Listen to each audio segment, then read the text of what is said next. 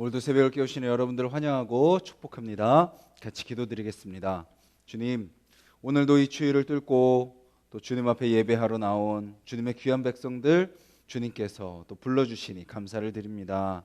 주님, 저희들 또 이 새벽에 주님 앞에 엎드려 주님께서 하시는 말씀에 귀 기울이는 자들이 되게 하여 주시고, 또 오늘도 우리를 인도하시는 그 주님의 놀라운 그 손길에 우리의 모든 삶을 맡기는 우리 모두가 되게 하여 주시옵소서. 감사드리며 예수님의 이름으로 기도드렸습니다. 아멘. 우리 찬송가 438장, 찬송가 438장입니다.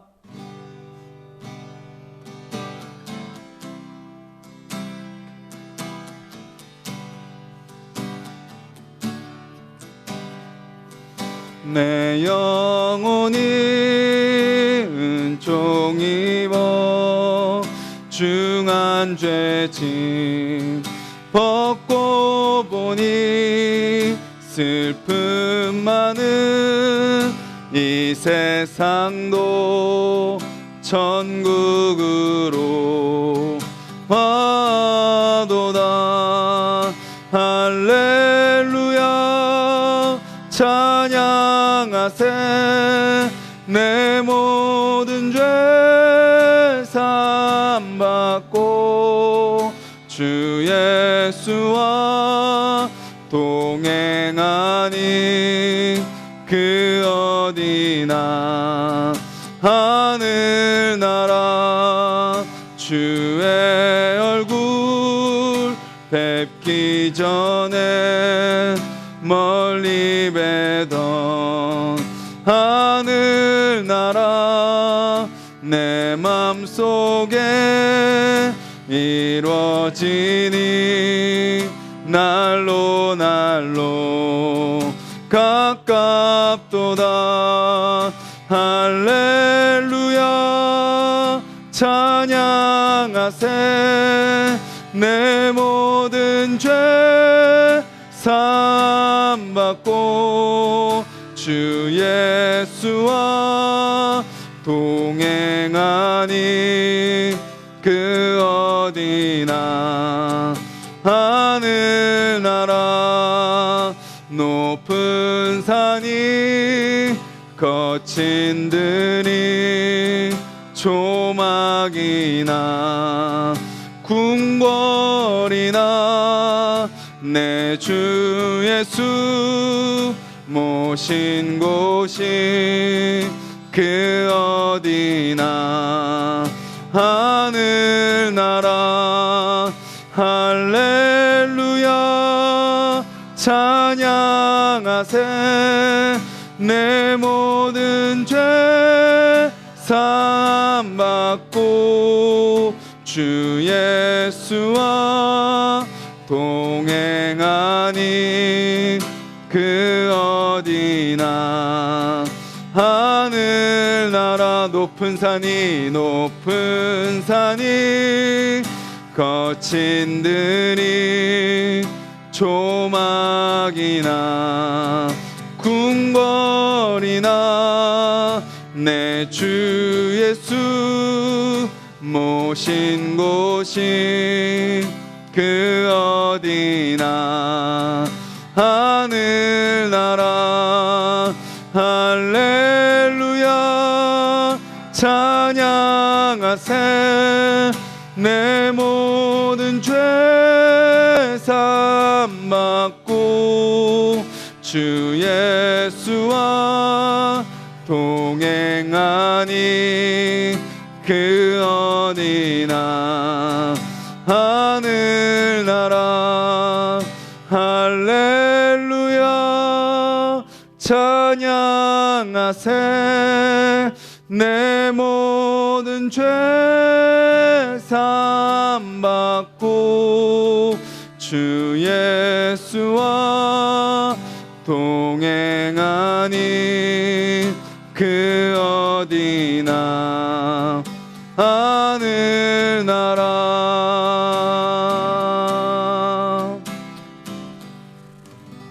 우리 우리 찬양의 가사를 기억하면서 기도했으면 좋겠습니다. 우리가 어디에 있든지 어떤 상황 가운데 놓여 있든지 그곳 가운데 함께 하시는 주님을 우리가 바라보게 하여 주시옵소서. 오늘도 이 새벽에 예배를 드리는 나의 옆에 주님이 함께 계시고 또 오늘도 하루를 살아가는 그 모든 순간 가운데 함께 하실 주님을 기억하며 동행하게 해달라고, 그리고 그 주님이 함께 계시기에 그곳이 천국입니다. 상황과 환경이 현실이 어떠하든지 주님이 함께 계시기에 그곳이 천국이고 하늘나라입니다. 그런 믿음을 갖고 선포하며 그 주님을 누리며 그 주님께 맡기는 하루 되게 해달라고 같이 기도하겠습니다.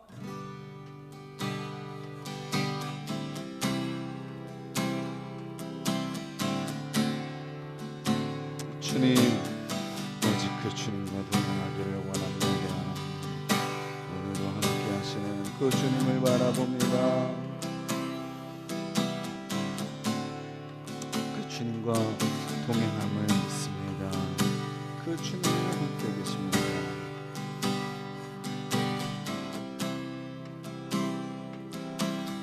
그 주님 함께 그 모든 순간이 하늘나라입니다. 천국입니다. 주님 기대합니다. 만져주시고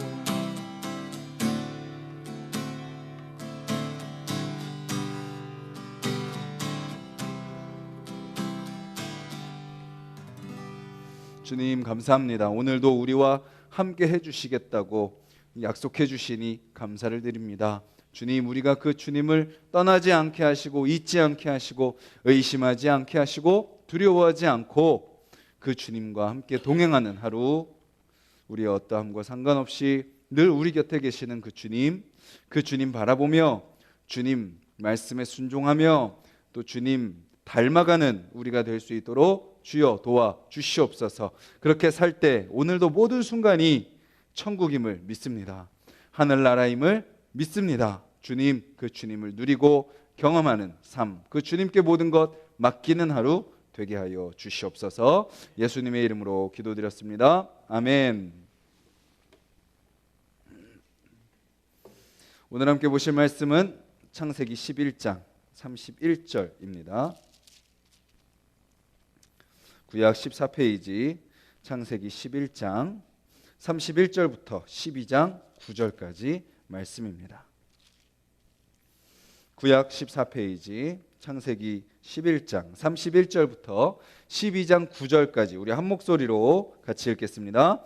데라가 그 아들 아브람과 하란의 아들인 그의 손자 롯과 그의 며느리 아브라함의 아내 사레를 데리고 갈대아인의 우르를 떠나 가나안 땅으로 가고자 하더니 하란에 이르러 거기 거류하였으며 데라는 나이 205세가 되어 하란에서 죽었더라. 여호와께서 아브라함에게 이르시되 너는 너의 고향과 친척과 아버지의 집을 떠나 내가 내게 보여줄 땅으로 가라. 내가 너로 큰 민족을 이루고 내게 복을 주어 내 이름을 창대하게 하리니 너는 복이 될지라. 너를 축복하는 자에게는 내가 복을 내리고 너를 저주하는 자에게는 내가 저주하리니 땅의 모든 족속이 너로 말미암아 복을 얻을 것이라 하신지라. 이에 아브라함이 여호와의 말씀을 따라갔고 롯도 그와 함께 갔으며 아브라함이 하란을 떠날 때에 75세였더라. 아브라함이 그의 아내 사레와 조카 롯과 하란에서 모은 모든 소유와 얻은 사람들을 이끌고 가나안 땅으로 가려고 떠나서 마침내 가나안 땅에 들어갔더라. 아브라함이 그 땅을 지나 세겜 땅 모래 상수리 나무에 이르니 그때에 가나안 사람이 그 땅에 거주하였더라. 여호와께서 아브라함에게 나타나 이르시되 내가 이 땅을 내 자손에게 주리라 하신지라. 자기에게 나타나신 여호와께 그가 그곳에서 제단을 쌓고 거기서 베델 동쪽 산으로 옮겨 장막을 치니 서쪽은 베델이요 동쪽은 아이라. 그가 그곳에서 여호와께 제단을 쌓고 여호와의 이름을 부르더니 점점 남방으로 옮겨갔더라. 아멘. 우리가 어제 아담으로부터 이어지고 그 다음 셋, 그리고 누구죠? 노아, 그리고 셈으로 이어지는 족보를 살펴봤습니다. 그리고 그 족보가 데라에서 아브라함과 나홀과 하란은 죽고 나홀은 자녀가 없고 아브라함은 아내 사레가 불임인 상황, 그까지 우리가 말씀을 살펴봤었죠. 근데 오늘 말씀에 보면요, 데라가 이제 아브라함과 나홀과 하란의 아버지 데라죠. 하란은 죽었고 데라가 어떻게 하나요? 아브라함과 하란의 아들인 그의 손자 롯과 그의 며느리 아브라함의 아내 사레를 데리고 갈대아인의 우르를 떠납니다. 자기들이 살던 동네를 떠나죠. 그리고 어디로 가요? 가나안 땅으로 가고자 합니다. 그러니까 아브라함이 부름을 받아서 갈대아인의 우르에서 부름을 받아서 떠난 것이 아니라 뭐예요? 원래 데라가 아브라함의 아버지가 아브라함을 데리고 먼저 갈대아인의 우르를 떠난 겁니다. 여기서는요, 우리가 왜 떠났는지 알 수가 없어요. 데라가 왜 아브라함을 데리고 갔는지 우리는 알 수 없습니다. 그런데 오늘 본문을 보면요, 누가 등장을 하지 않죠? 나홀은 등장하지 않습니다. 데라의 아들이 셋이 있었는데 하란은 죽었고 아브라함과 나홀이 남았죠. 근데 데라가 누구만 데리고 가요? 아브라함과 사레, 그리고 죽은 하란의 아들인 아브라함의 조카 롯을 데리고 갑니다. 나홀은 포함되지 않습니다. 갈대아 우르는 어떤 곳인가요? 어성경 하신 분들은 배우셨겠지만 결코 시골 동네가 아닙니다. 아주 발달한 문명 지역이죠.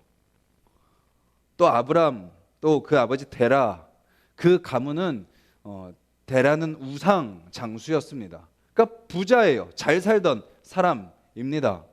어떻게 부족할 것이 없고 많은 것을 누리던 그런 사람입니다. 그곳에서 어떻게 하는 거예요? 떠나는 겁니다. 데라는 떠날 수 있다고 쳐요. 뭔가 자기 어떤 계획을 갖고 가나안으로 가야겠다. 여기서 아직 하나님이 그에게 말씀하셨다라는 언급이 없기 때문에 어쨌든 아버지로서 우리 가정이 가나안으로 옮기자, 그런 생각을 가지고 옮길 수 있습니다. 그런데 자녀들에게도 선택권은 있는 거잖아요. 이미 결혼하고 출가한 자녀들이잖아요. 그래서 나홀은 어떻게 해요? 따라오지 않습니다. 나홀은 따라오지 않습니다. 근데 누구는 따라와요? 아브라함은 따라오는 것을 보게 되는 거죠. 여기서 우리는 한 가지를 볼 수 있습니다. 부모에게 순종하는 자녀의 모습입니다. 아니, 아버지, 저는 갈대아 우르가 좋습니다. 여기가 익숙하고요, 여기가 편하고요. 그러니까 아버지 가십시오. 저는 여기 있겠습니다. 충분히 할 수 있음에도 불구하고 어떻게 하는 거예요? 따라 나서는 아브라함과 사레의 모습을 우리는 볼 수 있는 거죠. 그런데요, 32절에 가면 어떻게 돼요? 자기를 이끌고 왔던 아버지가 어떻게 돼요? 소천하십니다. 하늘의 부르심을 받습니다. 어떻게 보면 지금 아브라함과 사레와 따라왔던 조카 롯은 낙동강 오리알이 된 겁니다. 본인들이 계획한 여정도 아니고, 아니 취작하신 분이 아버지인데 아버지가 가나안 땅까지 우리를 인도해 주셔야 되는데 어떻게 하신 거예요? 아버지는 그냥 중간에 하란에서 돌아가신 거예요. 돌아가지도 못하고 남지도 못하고 나아가지도 못하는 그런 상황 속에 있는 거죠. 그런데 12장에 가면 데라가 아브라함과 사레와 롯을 데리고 가나안으로 이동한 것은 뭐라는 것을 우리는 깨닫게 되나요? 하나님의 섭니다라는 것을 깨닫게 됩니다. 출발할 때는 몰랐죠. 아브라함은 출발할 때는 몰랐을 겁니다. 그냥 아버지가 가자 그러니까 따라 나섰던 것입니다. 근데 그 따라 나선 그 순종부터 해가지고 그 모든 과정 가운데 누구의 인도하심이 있는 거예요? 하나님의 인도하심이 있다라는 것을 우리는 보게 되죠. 여호와께서 아브라함에게 나타나 말씀하십니다. 너는 너의 고향과 친척과 아버지의 집을 떠나 내가 내게 보여줄 땅으로 가라. 출발은 아버지 데라부터 출발한 것 같았지만 하나님은 누구에게 시선을 향하고 계신 거예요? 아브라함에게 시선을 향하고 계신 것을 보게 됩니다. 우리도 신앙생활을 하면서 무엇을 깨닫게 되죠? 아무런 준비가 안 됐어요. 아무런 마음도 없어요. 경험도 없습니다. 그런데 뭐 해야 될 때가 있어요? 순종해야 될 때가 있습니다. 개인의 삶에서든 가정에서든 아니면 세상에서든 또 공동체에서든 순종해야 되는 상황이 놓입니다. 나는 하고 싶은 마음도 없고 할 준비도 안 돼 있고 경험도 없는데 하나님께서 그런 상황으로 우리를 몰아가실 때가 있어요. 그때 주님은 우리에게 뭘 보시는 거예요? 나는 그 상황 속에서 하나님의 뜻을 아무것도 몰라도, 할 줄 몰라도 그 속에서 하나님은 우리에게 뭐 하게 하시는 거예요? 순종하게 하십니다. 아브라함이 뭐 순종의 어떤 막 마음이 있었을 수도 있겠죠. 그런데 그저 그는 아버지가 가자 그러니까 따라 나섰던 것 뿐입니다. 근데 그 순종의 마음도 사실은 누가 주신 거예요? 하나님이 주신 거죠. 우리도 마찬가지이지 않습니까? 삶 가운데 우리 또 공동체에서 또 여러 가지 모습 속에서 순종하며 나아가는 그 모습을 볼 때 내가 순종할 준비가 되고 내가 순종할 자격이 있고 내가 순종하고자 하는 그런 계획을 세워가지고 순종하는 경우가 얼마나 있습니까? 오히려 그런 순종은 어때요? 위험하죠. 오히려 더 무섭습니다. 그런데 아무런 순종이 되어 있지 않은 상황 속에서 하나님의 부르심에 그저 순종하며 나아갔을 때 나는 아무런 준비가 안 됐고 오히려 순종하고 나섰는데 상황이 예상한 상황처럼 진행되지 않고 전혀 다른 모습으로 진행된다 할지라도 그 가운데 하나님께서 우리를 부르시고 순종하게 하셨기에 하나님이 어떻게 하시는 거예요? 그 상황 속에서 말씀해 주시고 왜 우리가 순종했는지, 왜 하나님이 우리를 부르셨는지를 깨닫게 하시고 우리를 인도하신다라는 것을 오늘 본문을 통해서 우리는 확인하게 되는 겁니다.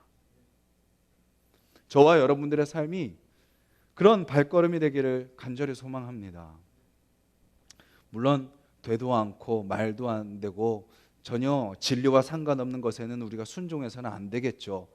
말씀을 가지고 진리로 냉철하게 분명하게 우리가 분별해야 되고 그것을 점검하고 분석해야 됩니다.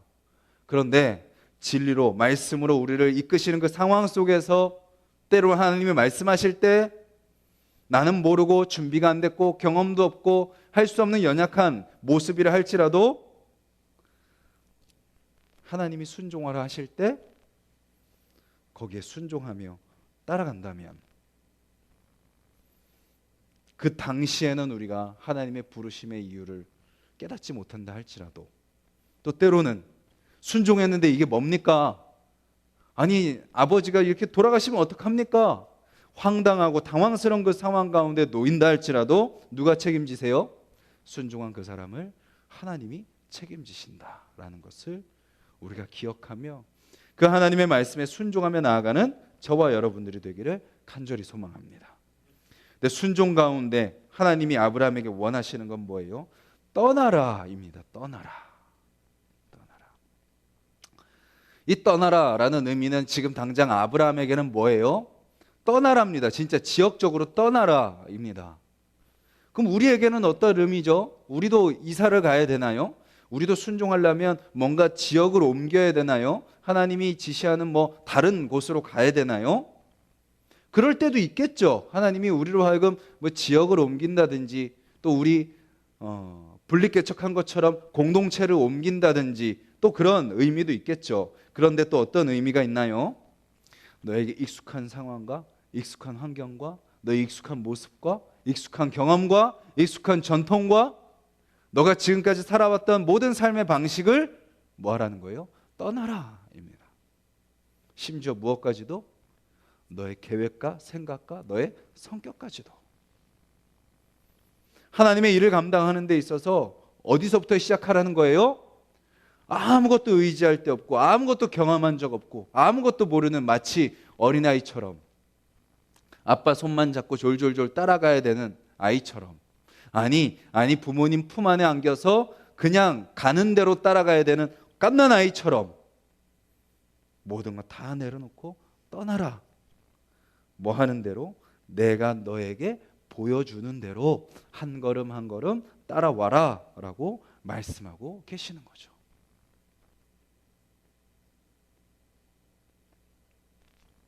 저와 여러분들이 그렇게 주님을 따라가는 자들이 되기를 간절히 소망합니다.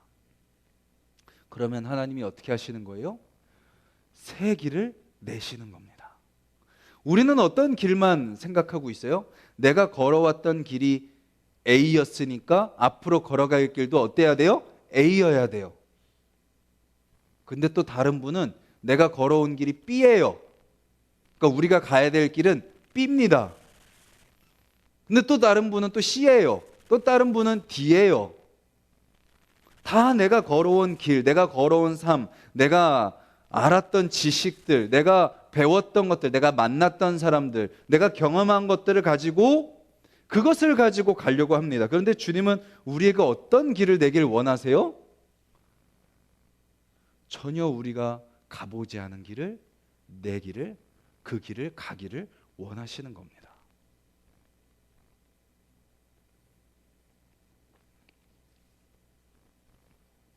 우리 하나숲 동산교회도 마찬가지입니다. 주님이 어떤 길을 가기를 원하세요? 은혜 동산교회가 갔던 길? 아닙니다. 여러분들이 전에 다니셨던 교회가 갔던 길? 아닙니다. 물론 그런 앞에 교회들의 좋은 모습들이 있겠죠. 그걸 닮고 배우고 따라가야죠. 그런 모습들은. 잘못된 모습들은 우리가 분별하고 해야 되겠죠. 그런데 우리는 어떤 길을 가야 돼요? 오직 하나님께서 우리 하나숲 동산교회를 세우신 그 목적을 바라보고 가야 되는 거죠. 그래서 우리는 더욱더 어린아이처럼 주님 앞에 엎드려 기도해야 되는 겁니다. 아유, 내가 지금까지 이렇게 해왔어. 내가 이렇게까지 배웠어. 훈련받았어. 그것이 앞서는 것이 아니라 뭐예요? 그 모든 것들 주님 다 내려놓습니다. 그 모든 것들 다 떠납니다. 주님께서 지금 붙여주신 우리 공동체, 지금도 아브라함과 사레와 롯, 또 함께하는 자들이 공동체가 되어서 하나님께서 인도하시는 대로 보여줄 땅을 한 걸음 한 걸음 걸어가듯이 우리도 한 사람 한 사람 모여서 마치 다들 어린아이처럼 하나님께 맡기고 서로 의지하고 함께 손잡고 하나님께서 보여주시는 대로 한 걸음 한 걸음 걸어가는 겁니다. 그리고 그렇게 걸어가는 그들의 삶을 통하여 하나님이 뭐 하시는 거예요? 그들을 통해서 그들이 밟는 땅이 하늘나라가 되게 하시는 겁니다. 그들을 통해서 복을 흘려 보내주시는 겁니다. 저는 저와 여러분들의 삶이 그런 삶이 되기를 간절히 소망합니다. 너무나도 안타까운 소식들이 많이 들리잖아요. 기독교인들의 이기적인 모습들. 그게 먼 얘기가 아니잖아요. 남 얘기가 아니잖아요. 사실 우리 안에도 있지 않습니까? 세상 속에 우리가 어떻게 비춰지죠? 저 조 목사, 조현주 목사라는 사람. 또 여러분들은 세상 속에서 어떤 모습으로 비춰지나요? 물론 인간적이고 부족하고 연약한 모습들 많죠. 우리가 어떻게 완벽할 수 있겠습니까? 그런데 그것이 핑계가 되어 그냥 적당한 수준의 그리스도인이 그냥 되려고 하고 있지는 않습니까? 주님은 우리에게 분명히 뭐라고 약속하세요? 너로 말미암아 모든 족속이 복을 얻을 것이다. 지금 이 사람들은 몇 명이에요? 고작 해봤자 함께하는 무리들도 있겠지만 대표적으로 3명밖에 안 돼요. 수십만, 수백만의 사람들이 온 땅에 퍼져 있습니다. 근데 주님은 그 3명에게 뭘 약속하시는 거예요? 너희를 통해서 모든 민족이 복을 받을 거야. 사람의 눈으로는 말이 되지 않는 말이죠. 믿기 힘든 말이죠. 우리도 마찬가지지 않습니까?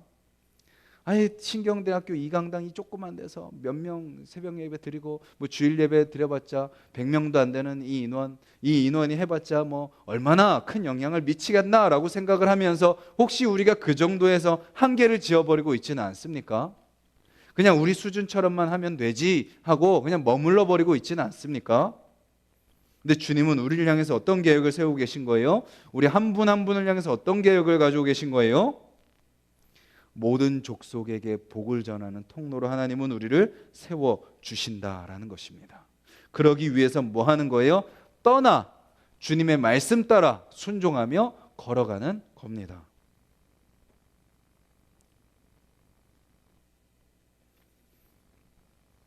오늘 하루의 삶이 오늘 만나는 그 모든 족속, 세상 사람들, 그들에게 우리가 복의 통로가 되었으면 좋겠습니다.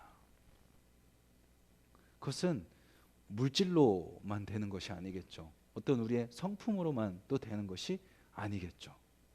어떤 마음으로 하는 거예요? 기도하는 마음으로 하는 겁니다. 우리가 아무리 잘한다고 해도요, 만족이 될 수 없어요. 그런데 때로는 무심코 했던 내 말이, 무심코 했던 내 행동이 누군가에게 뭐가 되는 거예요? 큰 위로가 되고 회복이 되고 새로운 관점을 주는 것을 보게 됩니다. 그때는 언제예요? 그 모든 순간순간 하나님의 부르심에 반응하고 하나님께 쓰임받기를 소망하며 기도하며 엎드리며 나아가는 그 순간 주님이 누구를 사용하시는 거예요?